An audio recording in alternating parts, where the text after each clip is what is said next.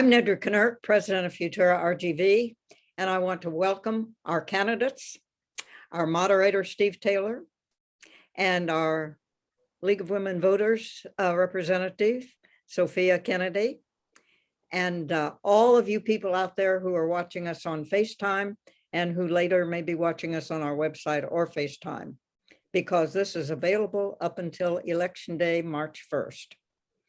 And Futura RGV is hosting these candidate forums as part of our mission to provide information and education to our community regarding events and issues, and certainly elections are a very important issue for all of us. Good government means that we have elections and we want informed voters voting in those elections. So I do want to thank our board members, our advisors, and certainly our sponsors. And at this point, let me thank our sponsors. I want to thank AT&T, Sam Garcia Architect, Rhodes Enterprise, Clark Chevrolet, Valley Land Title, Frost Bank, IBC Bank, DHR Health, Rio Bank, L&F Distributors, Ernie Williams, and our in-kind sponsors, Copy Zone and Upper Valley Mail Service, and CSL Productions, which is represented right now with Milo Rodriguez, who is helping us do all of these candidate forms because he has the technical expertise that helps get it done. I also want to give special thanks to our partners in AIM Media. AIM Media owns the Monitor and the Brownsville Herald, and they have been so helpful in sharing their technical expertise and facilities with us for many of these forums. So thank you guys, we really appreciate you. And now we have another partner that we're very pleased because they care about the RGV voting as well as Futura RGV, and that is Sophia Kennedy, who is with the League of Women Voters, RGV, and she has something very important to tell all you viewers about how you can get more information. So Sophia, will you help our viewers with your information? Yes, good evening, everybody. And I am Sophia Kennedy with the Rio Grande Valley League of Women Voters, as well as the Texas Turnout Coalition. A group of organizations, nonpartisan organizations, have come together to form the Texas Turnout Coalition. And today we are helping to create a voter's guide, as well as post on vote411.org, I'm sorry. Your responses, this vote411.org, as well as this voter's guide that we're creating, are going to help the voters, the would-be voters, so that they can go to either vote411.org or to this voter's guide and get to know the candidates a little bit more, get to know the candidates through your responses to today's questions. And also we're going to follow up with some surveys with additional questions, and all of your responses will be documented, will be posted. So the would-be voter can go to, again, vote411.org or to this voter's guide and get to know the candidates a little bit more. So good luck tonight, and good luck in your campaign as well. Thank you, Nedra. Okay, thank you, Sophia. The main thing is be an informed voter, and then by golly, go out and vote.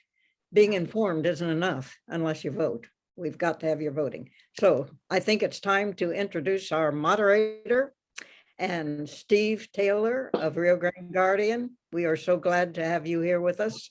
And we are looking forward to your probing, insightful questions of our candidates for the Hidalgo County Democratic Chair.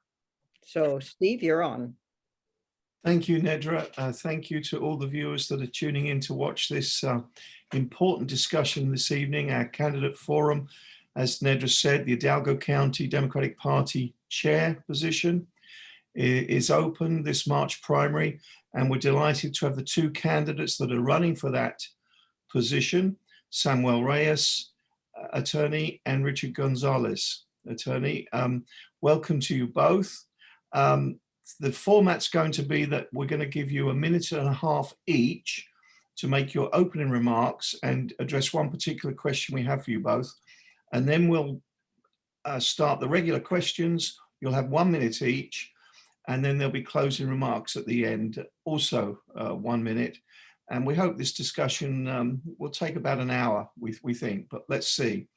And so we're going to rotate the questions so that one person doesn't answer this first question all the time. And we'll start by going in ballot order.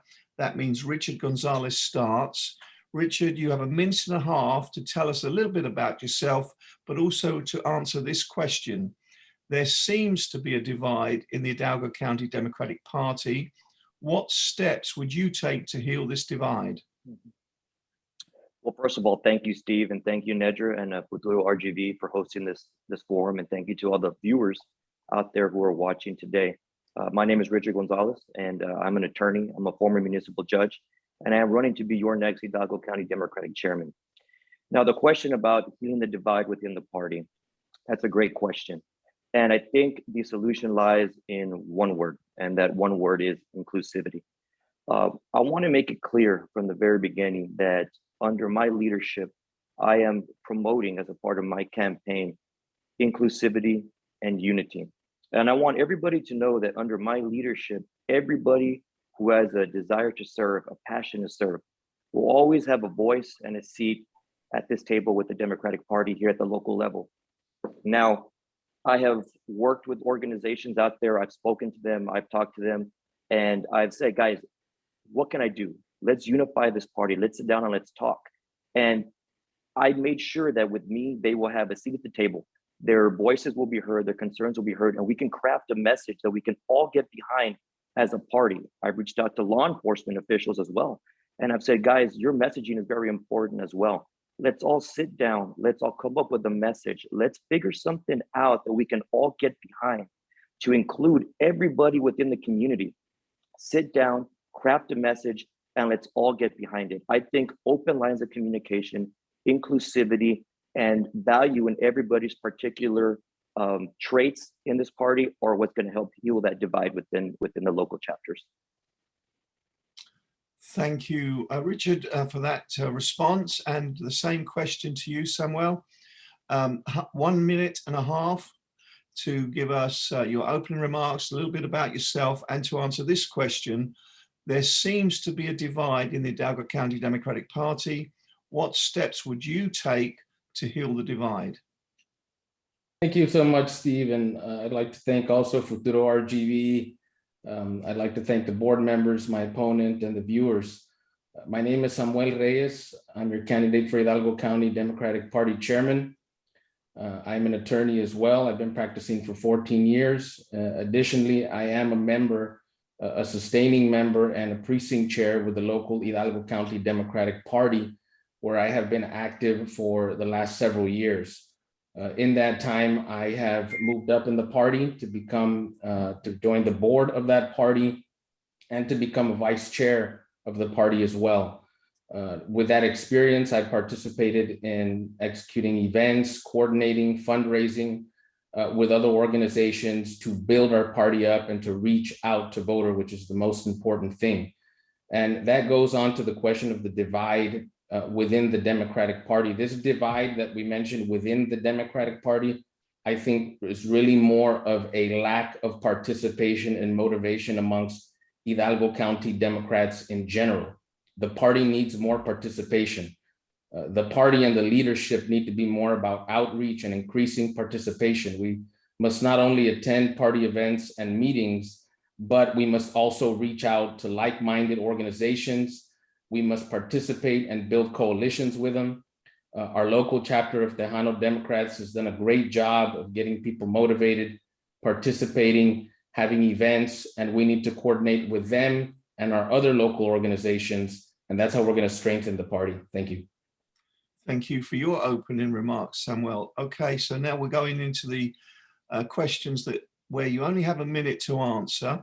And again, we'll rotate. We'll start this time with you, Samuel. What are your qualifications for this position? Thank you, Steve. My qualifications are that I am deeply invested in the Democratic Party, and I believe in the ideals of the Democratic Party. I am passionate as a Democrat that the Democratic Party is the party that is the party of the middle class, the working class, the party that is going to fight for our teachers, our workers, our first responders. This is the party that exemplifies those ideals. My qualifications are that I have been involved with the local party directly as a precinct chair, as a board member. I have coordinated with their campaigns. I have assisted the party in its campaigns to help other candidates by block walking, phone banking, and as I said, being there at the board meetings, being at every CEC meeting for the past 2 years. I have seen what the party does. I know how the party functions, and I know how to take the party forward. Thank you. And the same question for you, Richard. What are your qualifications for this position? Well, Steve, back in 2014 is when I first got into politics. I've been a lifelong Democrat. I'm passionate about the party. I'm passionate about the local party here, and I am excited about where we can take this party moving forward. I've been involved at every level of running a campaign here, from messaging to grassroots to block walking, phone banking, fundraising. I have a very keen understanding of what is needed. And I want to bring all my experience that I've used over these past years and implement that into a comprehensive plan, not only here locally, but strategically with other organizations here in the Rio Grande Valley, and reaching out at the state and federal level, as well as other bigger cities, to create a platform that we can really use to work to ensure that we do not lose any more ground to the Republican Party, and that we are strong and united and ready to go for the 2022 general election in November and everything moving forward. Thank you for that. Next question. You'll take this one first, please, Richard. What are your three top priorities for county chair? The first would be to unify and expand our party. I've been talking to people everywhere, and one of the biggest, most exciting things I think that people have been hearing is I want to create local chapters of our Democratic Party for each city. And so that will allow not only us to expand as a Democratic Party, but to get a lot more engagement from our community leaders and people who just want to serve. Number two, I want to create local messaging. I want to take a poll to see what are the top 3 to 5 issues that people in Hidalgo County care about the most. And once we have that information, we can work with our state and federal leaders in order to craft a message that is tailor fit for us down here in Hidalgo County. So that way we are engaging the voters. And number 3, I want to make sure that we are promoting and marketing the party correctly. Get a marketing team to make sure that our social media and our media presence is always at the forefront of every issue that comes forward. Educating the community, educating the voters, getting people engaged, and bringing everybody together under our unified message. Thank you. And the same question to you, Samuel. What are your top 3 priorities as county chair? I'm running on a platform of education, inclusivity, and transparency. So within those three prongs of what my platform, my major concern is the outreach. The first priority is going to be outreach. We need to work hard. There's no shortcuts, as I stated. We need to make sure that we are getting out there, that the Democratic Party is talking to the voters, that the Democratic Party is talking to elected officials, candidates, and other organizations. Next is our website. That is my second priority. And within the first 60 days of being elected county chair and taking office, I'm going to make sure that the party has a comprehensive website that is interactive, where the party can get involved, where members can learn about the party. And the third priority is that each precinct chair be accountable for the voters in their precinct. I'm going to do this by setting up trainings for the precinct chairs so that they know how to talk to voters and motivate them to get involved and to vote. Before I go on to the next question, I'd like to ask a follow-up as you bring up the party's website. You brought that up then, Samuel. I got an email today. I'm going to read this to you. I'll stick with you for now, Samuel. The feeling was that the Democratic Party's social media, quote unquote, is abysmal, Hidalgo County Democratic Party's website might also be questioned. The Democratic Party website, as compared to the Republican Party, the Hidalgo County Republican Party's website, looks very negative. It doesn't contrast very well with your opponents with regard to information. So how will you improve that website so that voters have more information about how positive the Democratic Party is, how positive its platform is and its leadership, etc. So just a bit more depth about the website situation, Samuel. Thank you. Thank you for that question, Steve. And I agree that we're long past due to have a website. There absolutely should be a website. Are you saying there isn't one at the moment? There is not a website at the moment. No, we have the website is our Facebook page, which although it has some information, it is not a comprehensive website that has all of the information that needs to be out there for the voters and the general public. This is something that has been brought up. We've kind of stalled on discussions of how much we're going to spend on it, but ultimately there's no excuse. We need a website, and that is one of my promises, and that is what I'm going to do. The website should have a calendar of all our events. It should have information for people how to get involved, how to run for precinct chair, how to run for office, access our finances, and have links to the Secretary of State and the Texas Ethics Commission so that people know what's going on, know how to get involved with the party, and they understand that. Additionally, I think that with that, we should also consider having a newsletter. And again, Samuel, before we move over to Richard, the fact that you don't have a website, is that because of lack of funds within the party? You can't afford to have a website? It's not because of lack of funds, it's because of a lack of consensus and coordination on how much needs to be spent on the website. And that is something that I'm going to bring to the forefront of our discussions once I take the reins as chair. This is going to be one of the first topics, one of the first votes we have is how much are we going to spend on this website and who is going to design the website, and we're going to get that website up and going. It's long past due. Thank you. And Richard, the same sort of questions for you. Is having a website important to Hidalgo County Democratic Party? Having a website is absolutely important, Steve. There is no question about it. And it kind of ties into what I mentioned in my second platform or third platform point, which was bringing in an actual media team to take over the reins of creating a website and creating more outreach through social media and other avenues. I think that a website needs to be a top of the line website that is not only informational, it's educational, but most of all, it's accessible, easily found by the public. So that way they are always kept up to date.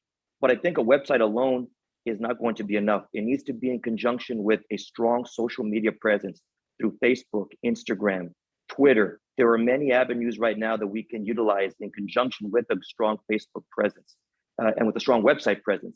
And so if we have a media team come in, take over and get this done at a professional level, Steve, I truly do believe that we're going to revolutionize our presence here in Hidalgo County.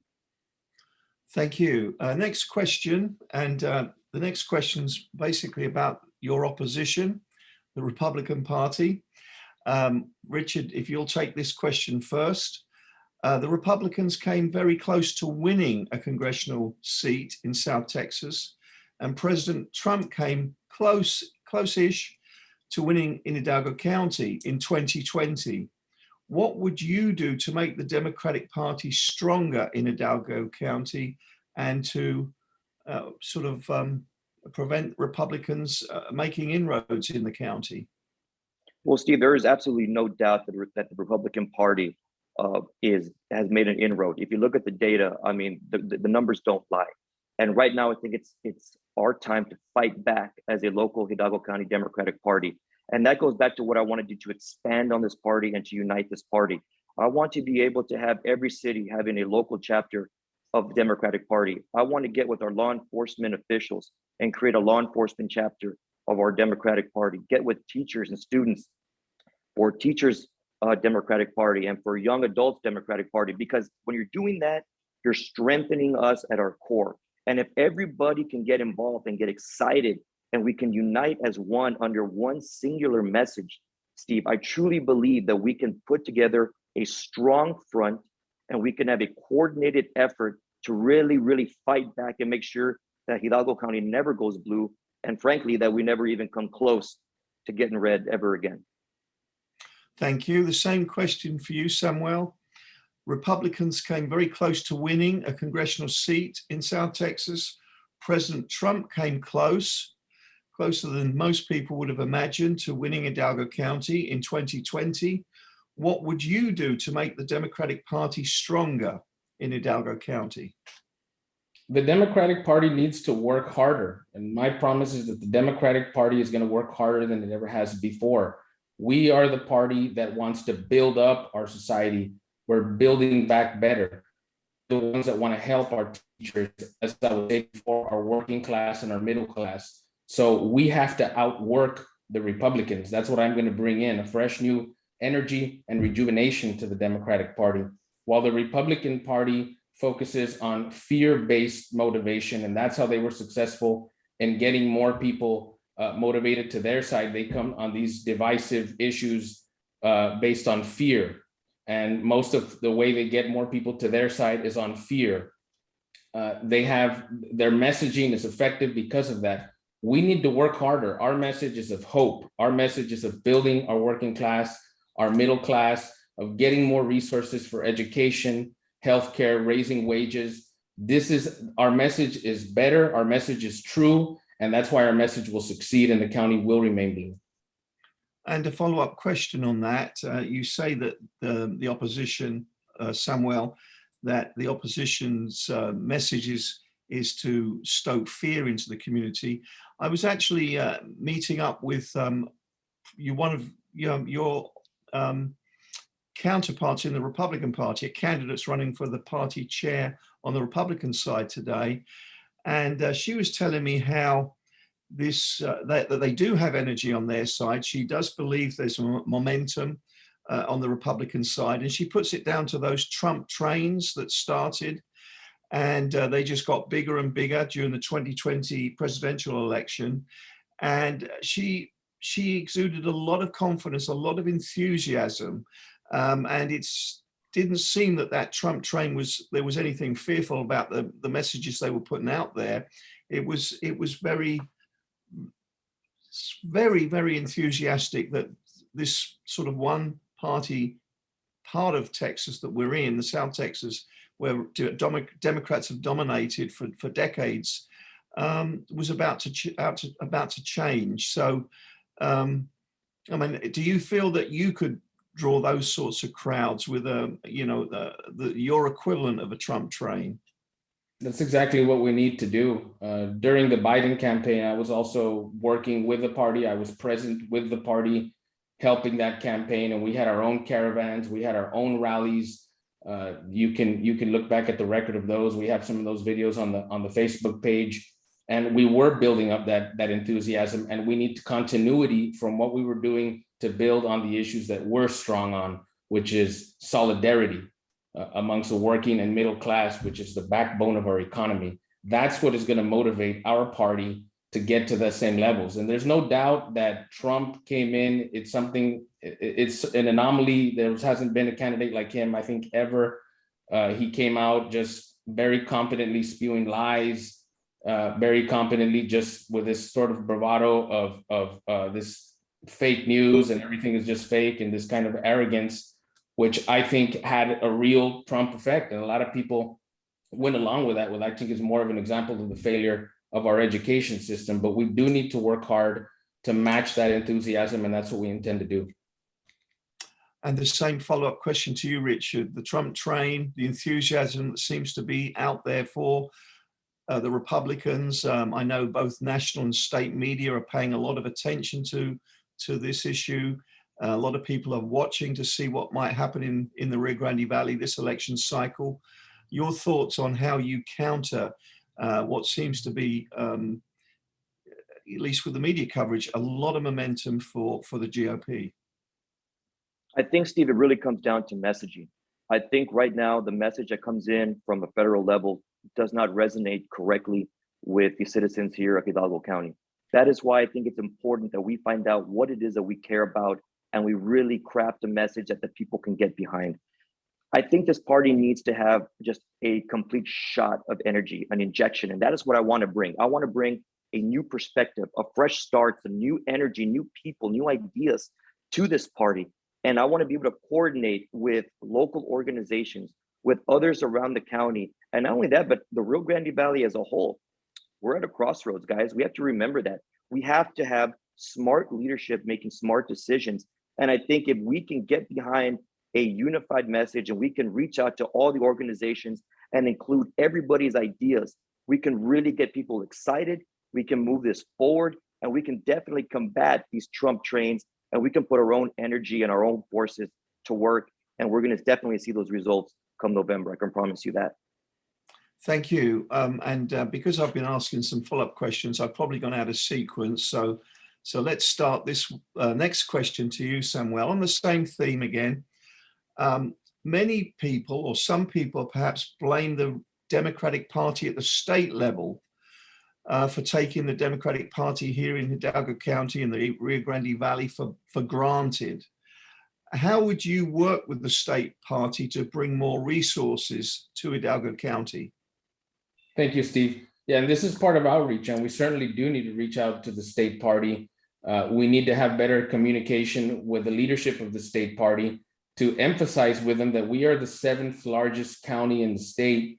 And as goes Hidalgo County, so goes the state of Texas. We are, I think, a critical county, a critical region being here on the border. So we definitely need that help. And there's certainly, I think that it's not helpful to, point fingers too much at this time and say who's at fault or who should have done this or who should have done that. Certainly, I think that the COVID pandemic, which the Republicans obviously did not take as seriously as the Democrats, and they were out in full force, block walking, having in-person events, which we didn't do because we had part of a state and a national strategy not to do that, affected us. And we were trying to do safety first. That's not going to happen going forward. And we will reach out to the state party, and we will open those lines of communication stronger. Thank you. The same question for you, Richard. Some people blame the Democratic Party at the state level for taking the Rio Grande Valley for granted. It's always voted Democrat. How would you work with the state party to bring more resources to the county?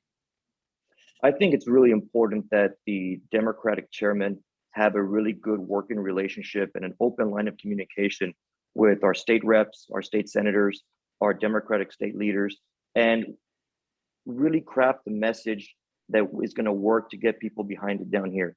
We're going to need to work with them very closely to get funds down here. We're going to need to get awareness down here, outreach, and use what we have at our disposal in order to really be ready for what's to come here in the general election.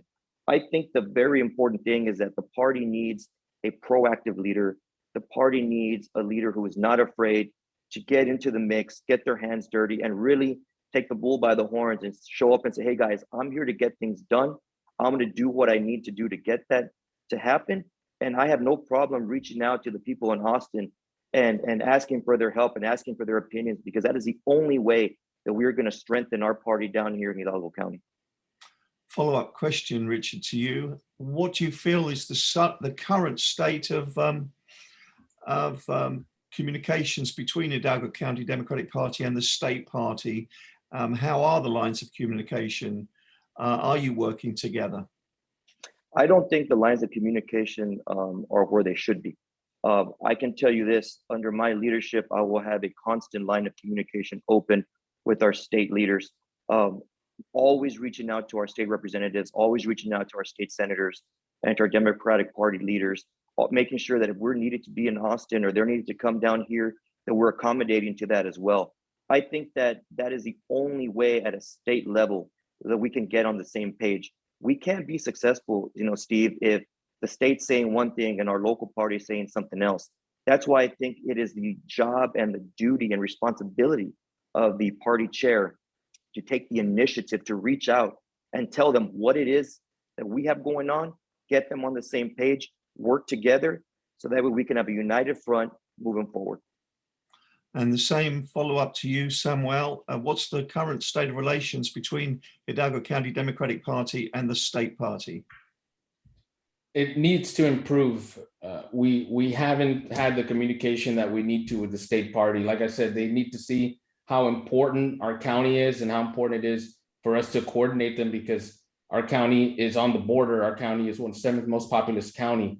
And I believe that in getting involved with the party, learning what's going on with the party and seeing these kinds of things, I have an introspection into what we need to do now going forward to strengthen our bonds, not just with the state party, because that's essential, but all of the other local organizations that are like-minded organizations that have the same goals and the same desires that the party has.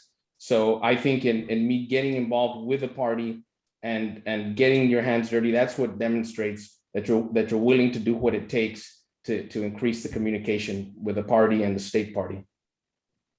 Thank you for that. Next question, we'll ask you to take this one first, Richard, if you will. Because traditionally, historically, the Democratic Party has been the only game in town in the Rio Grande Valley, and especially Hidalgo County. Most of the local election seats are won or lost in the Democratic primary. At least that's how it's been up until now. And one criticism has been that as a result of that, the winners in the Democratic primary, they don't have a Republican opponent. And if they do, it's a token opposition that doesn't require a lot of effort to see off in the November general election. And therefore, the winners of those really hot, important local races, they can switch off after the primary, and then they do not help. They don't provide any resources. They don't put any effort in November. And therefore, the statewide candidates that are looking for help in the November election, they just don't get the support, and the turnout's much lower. Is that a valid criticism or concern? And if so, how do you address that? I would say so. I think that is definitely a concern that needs to be addressed. And I think the responsibility for that falls squarely on the shoulders of the party chair. As your party chair, I can tell you that I will be constantly working with the candidates a win at the primary level. I will be in a constant line of communication, constantly reaching out and engaging them in the plans that we have moving forward. They are an integral part of the success of the overall party. And I will make sure that I convey that message as clearly as I can to them and make sure that I basically bring them on board with what we are going to do. But it goes back to expanding this party. The more people that are there, the more people that are involved and active and engaged and excited, that right there is going to be what is going to bring these people in to want to help, to want to be involved. And I truly believe that it is the sole responsibility of the party chair to make sure that they are always out there setting the example for the rest. And as your party chair, I promise you, I'm going to be doing that. Thank you. And the same question for you, Samuel. The issue of all the decisions, important decisions are decided in the March primary. Come November in the general election, all the local races have been sorted out. Therefore, the victors and even the defeated candidates in the March primary, they really don't have anything to do in the November election. So they don't put any resources behind the races that are in play in November. And as a consequence, at the state level, the statewide candidates come down here for support, they're not receiving it. Your thoughts on that? This November's election is going to be a critical election. It's Congress 15, our District 15, is under assault by a well-funded Republican opposition. They believe that they drew some blood in 2020 and that they're going to come in 2022 and win that race. And that is critical. And I absolutely agree that this is the responsibility of the chair and the county executive committee to work hard to motivate the voters, to get people participating and to let them see how important it is that we win in November.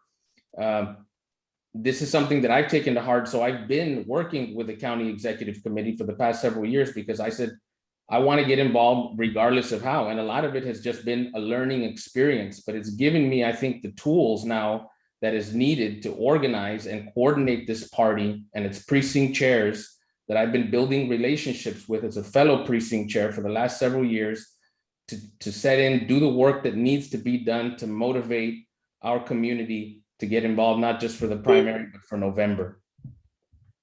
Thank you. Next question. Samuel, you take this one first, if you will. Is President Biden's policy on border security hurting the Democratic Party at the local level?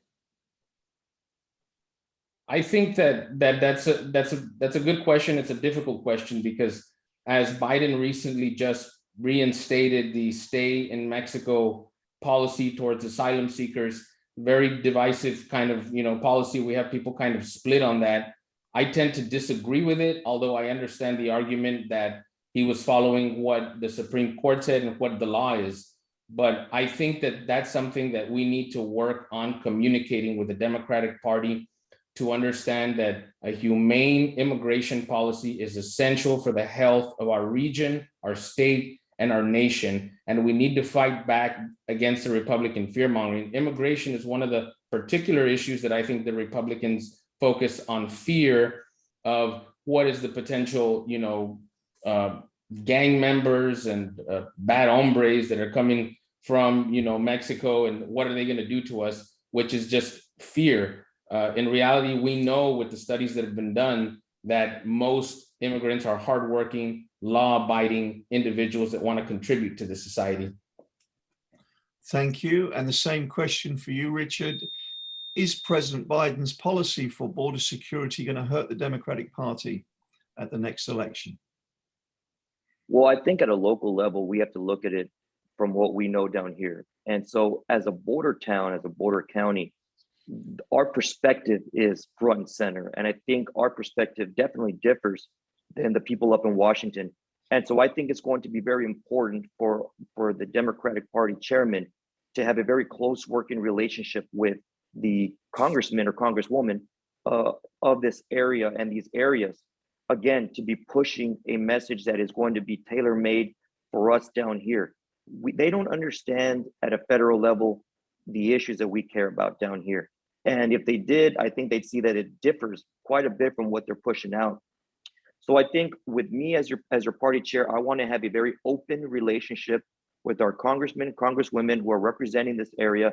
And I want to make sure that we work together very hard to craft a message and take it to DC and say, guys, you can't be pushing this kind of rhetoric down here. It's not working. It's turning people off. This is what needs to change. This is what needs to happen if you want to make sure and ensure that Hidalgo County stays a true blue county. Thank you. And so the next question, we'll start with you, Richard. How would you reach out to young people and include them in the Democratic Party? Steve, it goes straight back to my number one platform point, expansion of the party. I've reached out to so many young adults, whether they're high school seniors, whether they're college students, young professionals, and they have a true desire to serve. They just don't know how. They don't know where to go or who to talk to. And each person, each young man, young lady that I've talked to can offer a unique set of skills. And I talk to them and they want to come in. And so one of the things I want to do is create a young adults chapter of the Hidalgo County Democratic Party.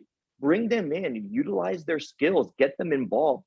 The young adults and the youth of the county encompasses a very big section of voters, and they're only going to keep coming out. And so I want to be able to offer them an opportunity to serve, an opportunity to be heard, and to make sure that they get as involved as they can, because their vote is an absolutely crucial vote, and they can be a gigantic asset for us come this November. Thank you. And the same question for you, Samuel. How would you reach out to young people and include them in the party? Our youth is our future, and it's extremely important that we're reaching out to young people to educate them and to motivate them. I have already reached out to the Texas College Democrats. I have met with them, and because this is what the party's going to do going forward. As I said, they're our future, and they are voting now at the age of 18.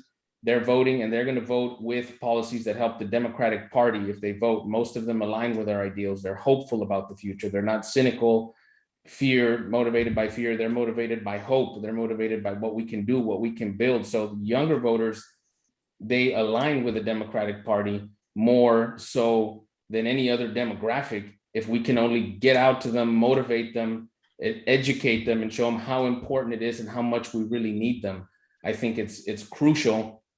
And we need to do that. And we're going to do that simply through hard work, outreach, going out to these organizations, as I've already begun to do, like Texas College Democrats, and into the high schools and motivating them. Thank you. Next question, Samuel, if you'll take this one first. I'm just curious as to how the local party's platform, it's the decisions on where you stand on certain issues, how are they arrived at the local level? Do you have house meetings where party activists get together and discuss policy, or are elections determined perhaps more by family ties and clanship, and that's how they're driven by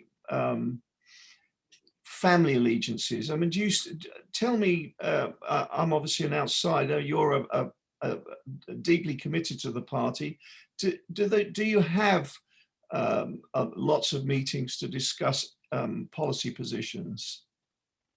The local party really hasn't been as involved in trying to get overall kind of policies that we have here locally. We kind of take our cues from the state party and the national party. Most of the efforts that the local party is engaged in are fundraising, events, trying to coordinate events, to have presence, to have exposure, and service events, things like that. So it's not so much as, we need to have, sort of policy platforms here locally as the past. Now, I believe going forward that we should do that. We actually should create a local party platform, and that should pertain to our party, and something that's a recommendation for the region, for the border region, which will involve, as I said, a humane immigration policy, healthcare, so that people down here don't have to go to Mexico to get their medications and their medical treatment, and of course, raising wages and addressing infrastructure. Thank you. And the same question for you, Richard. Talk about, our house meetings are important. How should the local party, the activists within the party, formulate policy positions on the key issues? Well, Steve, I think it just goes back to everything that I've been talking about. We need to identify what the key issues are. There are a lot of things out there that we can sit and talk about, but I want to know what are the top 5 most prominent issues that we feel as a county most affect us and are most important to us. Once we can identify that, we can work on crafting meetings that can help us put together a unified message for the Hidalgo County Democratic Party. Until those issues are identified and a message put together, I think that right now we're taking cues again from the federal level and whatever the Biden administration is putting out. So when we get those issues identified and we work to get a unified message, I think then we can start to have more of a local presence with the issues that matter most to us down here in this county. Thank you. Next question, Richard, if you'll take this one first. How would you decide who would serve on the county's board of directors? I think that's something that we need to take a look at. I think that it cannot be one thing. I would have to get in there, have to look to see what is going on, who is there right now, who wants to stay on board, who wants to serve. It's going to be a difficult thing to look at because as of right now, if people, I'm of the opinion that anybody that wants to serve should never be turned away. And so it's going to have to be a group of us sitting together, bringing everybody in and seeing what type of plan we can put together that works for the Hidalgo County Democrats. It's going to be something unique. It's going to be something that is going to be different. But I think if we can all sit down and hash out these ideas and see what plan works best, I think that is going to be what we can do to decide, who's going to be in what type of leadership position. Thank you. And the same question for you, Samuel. How would you decide who would serve on the county's board of directors, the county party's board of directors? Thank you, Steve. Great question. For the board, we need people that are motivated. We need people that are committed to the local party, that have shown that they're committed to it. We need people that are experienced with a local party and with local campaigns and other democratic campaigns, people with knowledge about how the local party functions, people with knowledge about the precinct chairs, the role of the party, who understand the rules of the Democratic Party and what the correct role is of the county executive committee and the precinct chairs, people that have skills that they can contribute and talents. That is important. One of the first things that I'll do after being sworn in as chair is take a vote on how large the board should be. The past board has been a much larger board. I think the board should be smaller. We need our secretary, our vice president, and after that, it'll be a vote to see who we need on there. But certainly, we need people that are committed to the party on the board. Thank you. And the next question, Samuel, if you could take this one first. There was quite a bit of controversy over your most recent county party chair because she stayed on as party chair for the longest time, even while running for county judge.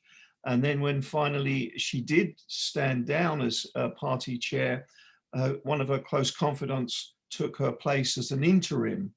Do you think the current chair should step down immediately after the primary and allow the newly elected chair to become chair straight away? I believe that we should follow what the rules are. The swearing in the new chair should happen in July when it's scheduled to happen.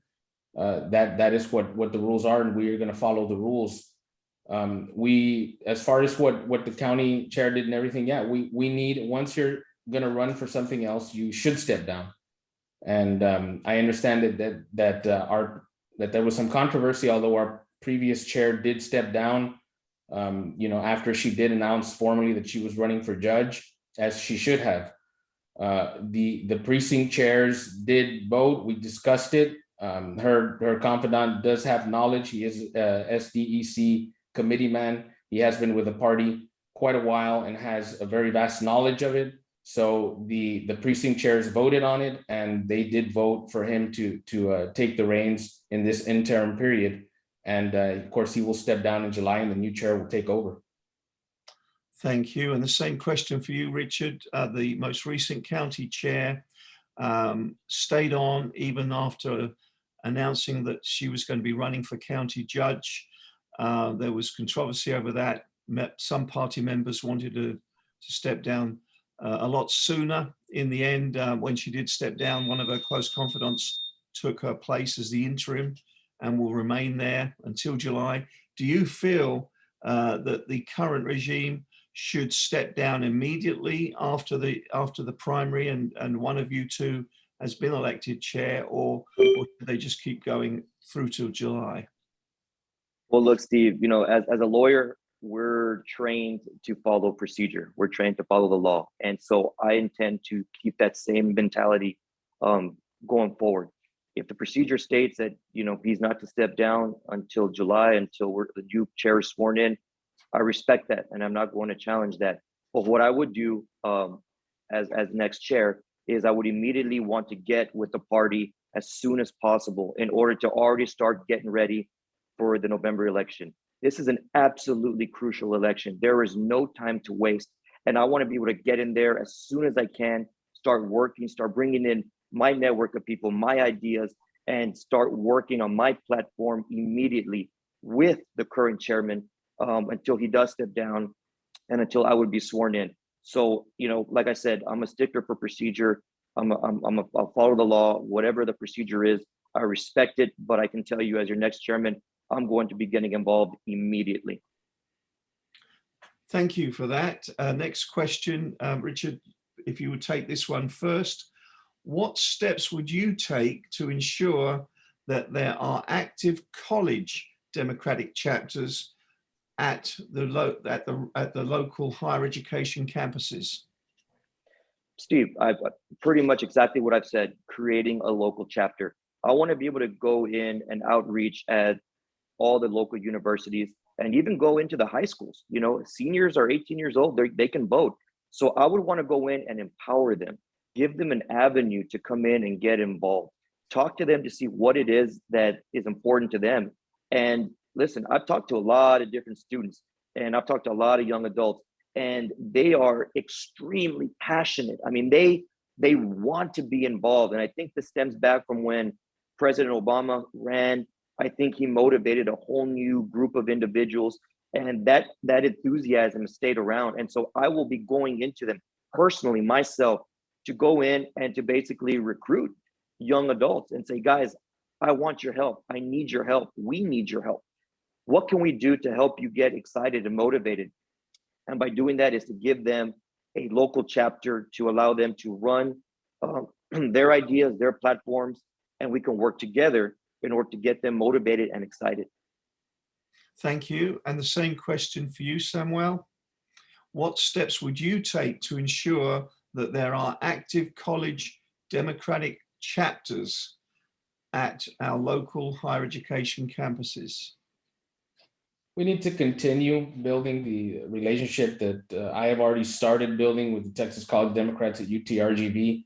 And we need to go to all of the rest of the universities and high schools to go and to host events, to reach out to them, talk to them, talk to the administrators of these schools to allow us time to go out there and to be able to have talks with them.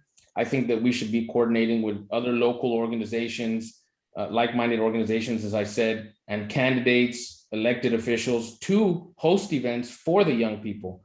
Because as I said, this is a crucial voting block. Our 18-year-old voters, 18 to 24, college students, they are aligned. They are the people that are hopeful for the future of the Democratic Party. And they are ready, you know, they need to be reached out to, because if we can only communicate with them and educate with them, they will certainly vote Democrat in very, very high numbers. So we need to continue with what I've started, and we need to continue that outreach to the universities and high schools. Thank you. Next question, Samuel, would you take this one first? How would you include auxiliary groups of the Democratic Party, such as the Federation of Democratic Women, Tejano Democrats, Hidalgo County Democratic Lawyers Association, College Democrats? How would you include those in your party? Yeah, great point, Steve. And that's exactly what my platform has been saying as far as getting out there, education and inclusivity. We need to work with these local organizations, and there's many of them that are like-minded organizations. And this is how we're going to build up the party. So what I'm going to be doing is making committees within the Democratic Party specifically for outreach to different groups, for example, elected officials, different organizations. And we're going to be reaching out to these organizations to say, let's have joint events. Let's have joint voter drive efforts. Let's have service events that we work together on, even if it's just simple service events like cleanups and voter drives, to larger social events where we can have all of these organizations come together, recognize people that are working for the Democratic Party, recognize, you know, people that have invested their time, and celebrate them, and have these organizations come together and then build those relationships so that we can work on the important issues that we need for November's election. Thank you. And the same question for you, Richard. How would you include auxiliary groups of the Democratic Party, such as the Federation of Democratic Women, the Tejano Democrats, Hidalgo County Democratic Lawyers Association, and the College Democrats? How would you include them in the party? Well, Steve, you know, I've already reached out to a lot of these organizations, and I've sat with them and I've listened to what it is that they have to say. And one of the things that I can tell right off the bat is they are extremely passionate about the work that they're doing. And each group brings its own unique traits and skills to the Democratic Party as a whole. And I would never want to take that away. As a matter of fact, I want to be able to foster that skill set that they offer. And so I would love to have all of us sit down together and talk and see what type of unified message can we come up with. If we can work together under one message with open lines of communication and everybody on the same page, I think that can only make our Democratic Party stronger. And so I've already reached out to some of these organizations, spoken to them. They're excited about coming back in. They're excited about moving forward. And so that is what I would do. Include them in everything we're doing, get their input and their ideas, share thoughts and practices, and see what we can come to an agreement together to move forward. Because like we've been saying, November is absolutely important and we all need to stick together. Thank you. Our next question is about the precinct chairs. If both of you can enlighten us as to whether all of the chair positions are filled at the moment. The question, though, we'll start with you, Richard. What do you consider to be the role of a precinct chair? And if you can also tell us if all the slots are filled. No, not all the slots are filled, Steve, to my understanding. Now, to me, the role of a precinct chair is essentially a precinct leader. I believe that a precinct chair is somebody who has a respected position, who is in charge of exciting their base, exciting their voters, in charge of organization, someone that works very closely with the party chairman, someone that is able to go out and work the grassroots, work a block walking, get volunteers, help with fundraising. They are essentially a leader of their particular precinct. And I think that we definitely need to have more participation from the precinct chairs. I think that we need to get more precinct chairs out there. You know, some people don't know, when they can run or have any information about what a precinct chair does. That is where our outreach and education really comes into effect. So I would love to see great precinct chair organization, and I'd love to work really, really closely with them so we can get together, have a unified message, and they can really help this party in their particular precincts and even further out around their cities as well. Thank you. The same question for you, Samuel. What do you consider to be the role of a precinct chair, and how many slots are there that still have to be filled? Thank you, Steve. We have not filled all of the vacancies. There are quite a few vacancies in different precincts that do not have precinct chairs at this time. I don't know the exact number, but I'll get back to you with that. The precinct chair is in charge of the elections for their particular precinct. So they're responsible for making sure that we have election judges and clerks for the polling places in that precinct. I learned this firsthand and worked with this. as I was an election judge for the November 2020 election and had to make sure that I had clerks and we worked the polling places and make sure that all of the elections were conducted smoothly and fairly. Under my leadership with the Democratic Party, I'm going to ensure that each precinct chair is accountable for every voter or potential Democratic voter in their precinct. So they're all going to be responsible for going out one way or another through the phone or through block walking or somehow, and make sure that at least once during their term, they make contact with every single Democratic and potential Democratic voter in their precinct. Those are the responsibilities of the precinct chair. Thank you. And on the same topic, Samuel, if you will take this one first, what steps would you take if a precinct chair did not perform his or her job? The rules of the Texas Democratic Party state that if a precinct chair misses more than three meetings, 3 county executive committee meetings, that we can begin a procedure to vote to have them removed from the county executive committee and bring in a new precinct chair. And I think that I think we need to do that. And there's concerns that we've had of, oh, do we have enough precinct chairs? Do we have quorum? I'm going to come in and we need to motivate and we need to work hard to make sure that we're not going to have that problem of not having enough precinct chairs. Precinct chair is an elected position. It's an honorable position. People should strive to be that. I've been a precinct chair for the last, I think, 4 years. And so it's an elected position, and it's the beginning building block of our democracy here in the state of Texas and in this nation. So I will make sure that I'm going to enforce that rule to make sure that precinct chairs are participating. And if they're not, they're going to be removed from the party. Thank you. And the same question for you, Richard. What steps would you take if a precinct chair did not perform her or his job?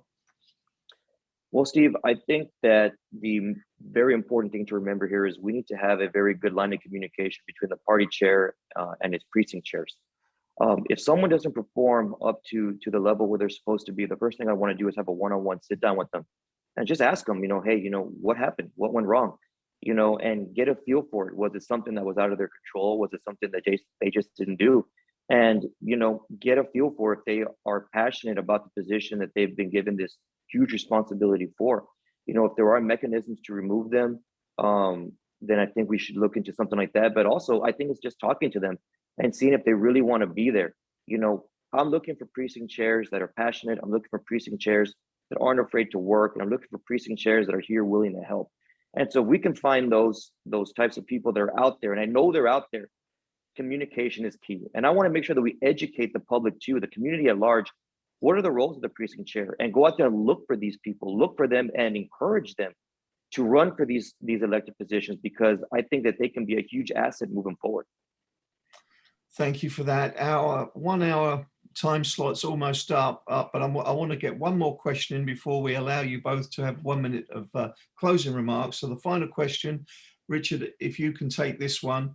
There has been some criticism that the county party is only active in the larger cities. What steps would you take to include more people from the more rural areas and the smaller municipalities? Well, Steve, platform point number one for me, expansion of the party.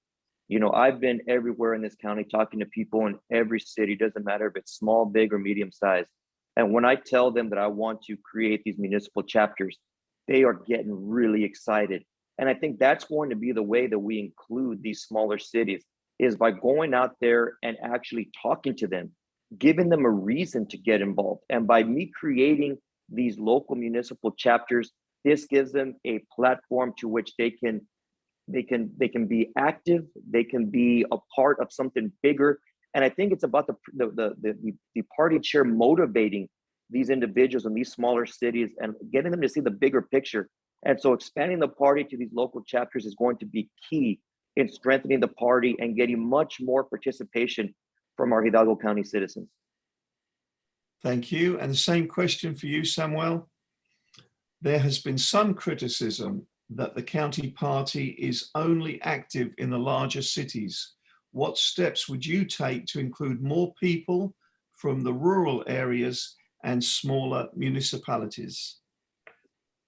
Inclusivity and outreach, Steve. This is what I was also mentioning before, that we do need to be out there more. We need to work harder. It also goes to the point that I'm making about the precinct chairs and having each precinct chair accountable, because a lot of our precinct chairs are in the rural areas.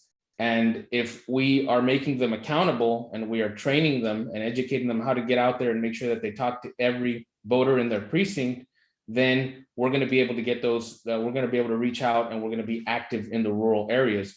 This goes for the same thing about having events and hosting social events and working with other organizations. We need to focus on everyone, because there's many voters. We have the Delta area that has rural areas, that is one of the highest percentage of voting out there. Those people vote. So certainly if we're not working with rural areas, that's going to be to our detriment. And it is crucial that we do reach out to rural areas and include them in our process. Thank you for that. And we have run out of time in terms of asking any more questions. We've got plenty more that we would have liked to have asked you, but the time has raced on. And so we're going to close now by giving you both 1 minute to make closing remarks, to make your pitch to the viewers as to why you should be the Hidalgo County Democratic Party chair. You'll take the question first, Samuel. 1 minute closing remark. Well, thank you so much, Steve. And thank you again to Futuro RGV for hosting these great forums and keeping the public informed. It is critical that the Hidalgo County Democratic Party has strong leadership and experienced leadership in going forward. I am the candidate with experience directly working with the Hidalgo County Party as a precinct chair, serving formerly as a legal advisor to the party, and a board member and vice chair. I know where the party is right now. I know the precinct chairs, and I know what we have to do going forward. There are things that the party has done well. We can't just start from scratch. We need continuity from where we are, but there are things that need to change. As I said, we need to build coalitions with great local organizations, Democrats, the Hispanic Caucus, Texas Democratic Women, Texas Veterans Organization, the Texas College Democrats. We need to be out there and we need to outwork the Republicans. This is how we're going to keep the county strong blue. This is how we're going to make sure that we win in November, the critical race, Congress District 15. Democrats are the ones fighting for our education, our healthcare, and to raise wages. Thank you so much. Thank you. And the same for you, Richard. 1 minute, closing remarks. Thank you, Steve. Thank you, Nedra. Thank you, Futuro RGV. And thank you to all you viewers out there that were watching. We are at a crucial crossroads right now. And I think that this is the time for the right leadership to take over Hidalgo County. I know I can be that leader, and I know that we can make sure that we do the right things and ensure that Hidalgo County stays blue. We are going to unify this party. We are going to expand on this party. We're going to make sure that our message is directly on point, and we're going to make sure that we excite the community out there. We're going to get everybody involved. We are going to inject a new energy. I am going to bring energy. I'm going to bring new ideas, a new perspective, new people, bring out so many people from the community that want to be involved. We are going to engage them. We are going to bring you on board, and we're going to get you excited to move forward. This is going to be hard work. That is no joke, but I'm ready for the hard work. I'm ready for the task. And most importantly, I'm ready for the responsibility. So Hidalgo County, I ask for your vote. I ask for your support. And I know I'm going to make you proud. And I know that we are going to keep Hidalgo County blue. Thank you all very much. Thank you so much. Thank you, Samuel Reyes and Richard Gonzalez. I'm going to pass it over now to Nedra Canuck. Thank you, candidates. Thank you, Steve Taylor. And thank you all the people who are out there watching on Facebook. And I have a message for you. We need your help. If you're watching on Facebook, you are an American citizen who cares about our democracy. If you are a person, a voter, who cares about a strong democracy, you need to help our country, you need to help our state, you need to help our county and our cities. Get the information out about all of the candidates running on all of these different races. People who don't know the candidates don't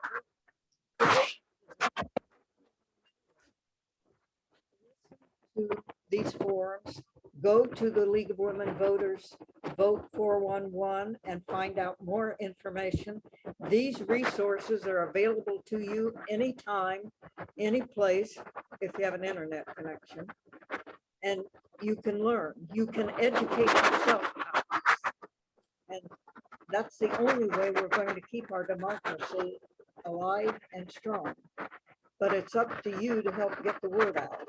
So one thing you can do is go to the Futuro RGV Facebook page and share this forum and the other forums and help get that out to the voters and the people that you personally. We have got to get people educated on the people who want to serve us. They are not all the same. They have different ideas, different perspectives, but we have a lot of people out there who do not. And we need to know them. We need to know what they stand for. We need to hold them accountable. And you out there have the responsibility to help us do that. So, leave you with the Futuro RGV message that I hope you're getting familiar with. Be an informed voter. Exercise your duty, exercise your right, and exercise your privilege vote to help us keep a strong democracy, a strong country. And with that, I thank you for viewing, and I will tell you good night